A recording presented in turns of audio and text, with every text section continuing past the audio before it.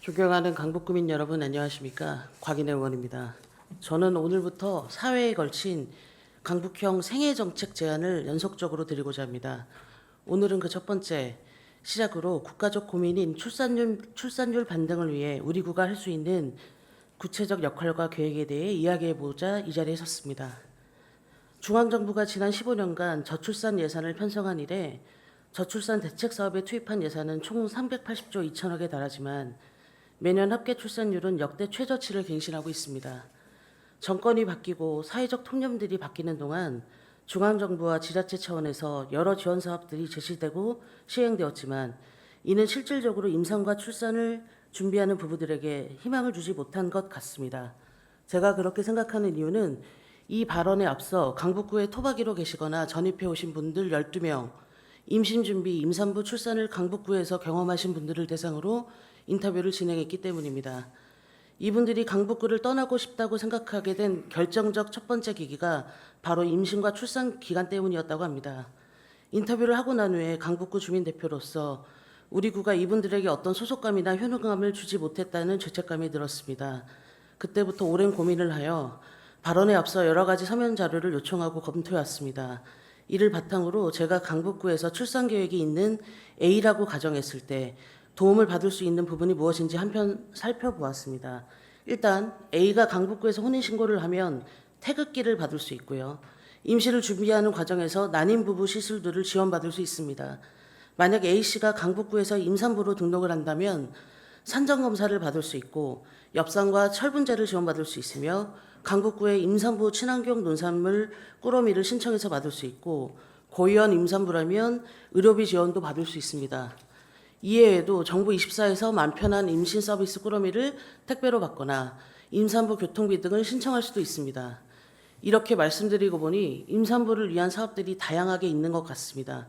저는 여기서 강북구가 한 발자국만 더 나아가 보도록 디테일한 제안을 드리고 싶습니다.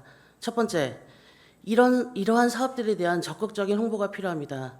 모든 형태의 가정들과 임산부들이 이 혜택을 누릴 수 있도록 일일이 다른 플랫폼에서 검색하지 않아도 한눈에 찾아볼 수 있어야 합니다. 내가 서울형 산모 지원 사업의 대상자인지, 산정검사는 받을 수 있는지, 산후도우미 바우처를 받을 수 있는지 등 지원 여부뿐만 아니라 임신과 출산을 태어나서 처음 겪는 사람들에게 이 과정은 무엇인지에 대해 알려줘야 합니다. 혼인신고 시 이와 같은 모든 정보를 담은 리플렛 책자 제공을 시작으로 더 나아가 모든 임신, 출산, 육아, 교육 정보, 예약 시스템을 총망라한 강북구 앱 제작을 제안합니다. 두 번째, 이 사업들은 실질적으로 임산부들, 임신을 준비하는 이들에게 수혜를 주어야 합니다. 예컨대 앞서 말씀드린 우리 구의 산정검사는 평일 오전 9시부터 오후 5시까지만 운영하고 있습니다. 직장인들은 휴가를 내지 않는 이상 검사를 받기가 불가능하다는 것이죠. 실제로 현재 우리 구에서 운영 중인 기형아 검사의 3개년간 평균 운영 실적은 단 7건입니다. 일주일에 하루 정도는 밤에도 임신 관련 검사를 맘 편히 받을 수 있도록 해주어야 합니다. 또한 임산부 배려 공간 조성 사업이라는 이름으로 제출된 엘리베이터 내부 바닥에 임산부 운선 스티커 부착이 과연 효과적인지에 대한 판단도 함께 부탁드립니다. 이 사업이 무엇인지도 모르는 우리의 임산부들과 출산자들이 많았습니다. 임산부 배려 공간에 대한 서류 요청에 대한 답이 여성 우선 주차장 공간과 엘리베이터 임산부 우선 스티커 부착으로만 끝나서는 안 됩니다. 세 번째, 당장의 저출산 전담 부서를 만들고 센터를 건립하는 것은 예산 등의 문제로 현실적 여건이 어려움이 있을 것을 알고 있습니다. 하지만 이렇게 흩어져 있는 다양한 임신 출산 관련 프로그램을 모으고 실제 임신과 출산을 준비하는 많은 강북구민들을 모시고 저출산 TF를 꾸리는 등의 방법으로 강북구 차원에서 적극적으로 한 걸음 더 나아갈 수 있는 방법을 고민해 주셨으면 좋겠습니다. 또한 강북형 임신, 출산, 축하 꾸러미 등을 기획하여 임산부 또는 그 가정에서도 지원받을 수 있는 사업, A씨가 친정엄마 없이도 도움받을 그 누군가가 없어도 산후 2주 혹은 그 이후의 공백 기간에 대비할 수 있는 내용을 담은 가이드북과 임신, 출산 사모들이 필요로 하는 물품을 다양화하여 지원하는 방안에 대해서도 검토를 부탁드립니다.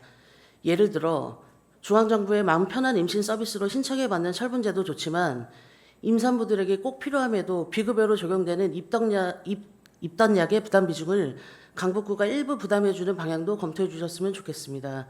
이처럼 다양한 임신 출산자들의 요구를 디테일하게 나누어 선택의 범위를 넓혀주시기를 제안드립니다. 요즘 유행하는 광고처럼 누구나 부모가 처음입니다.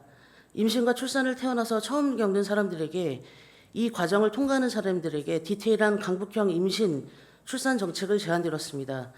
누군가는 이렇게까지 해줘야 할까 물으실 수 있습니다.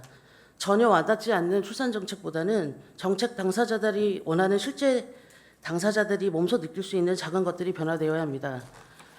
즉 제가 요청드리는 강북형 저출생 정책의 핵심은 정책 당사자, 즉 임신을 준비하고 출산을 경험하는 사람들의 직접적 이야기를 들어주십시오라는 것입니다. 그리고 이를 정책에 반영해 주시기를 부탁드리는 것입니다. 아이를 왜 안 낳아라는 책임보다는 어떻게 도와줄까요라는 현실적 따뜻함이 필요합니다. 궁극적으로 우리 미래 세대인 아이들의 천진함이 계속되는 강북을 만들기 위해서는 여러 가지 선행되어야 할 단계들이 있지만 국가 차원에서뿐만 아니라 우리 강북구만의 작은 아이디어들과 디테일한 정책이 필요합니다. 강북형 저출생 정책이 꼭 필요한 이유입니다. 다음 회기에 두 번째 강북형 생애 정책 제안을 발표할 것을 약속드리며 이상으로 자유발언 마치겠습니다. 경청해 주셔서 감사합니다.